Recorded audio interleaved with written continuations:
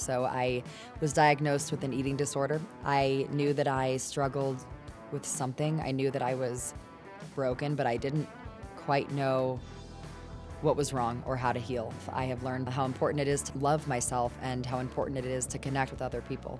A lot of eating disorders, people want to hide as much as they can, and in limiting the amount of food that you're giving yourself, you are literally physically withering away.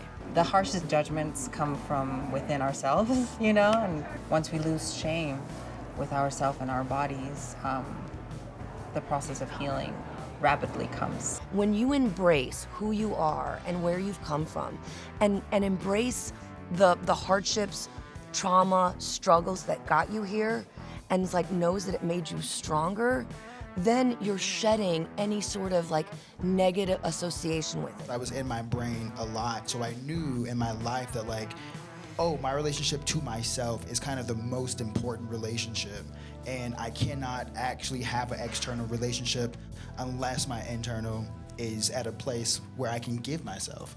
Your mind is your biggest nightmare, where you are both the prisoner and the prison guard, and the key isn't there. I think that that's something that the industry can dive deeper into, and something I really loved about working on Blackbird is how authentic it was and how raw it was. I think the topic in general, it's in some ways taboo. It's not talked about a lot. It's definitely not represented in film a lot, but I think we can really dive deeper into authenticity and just recognizing every single person has something that they're going through. The reality of it is that no one likes to say no, you know, but they don't say yes either. And it's that they don't want to lose their job. They don't want to take the risk. We're here. We're all invested in this, and if we want this to happen, it will happen. We will make this happen.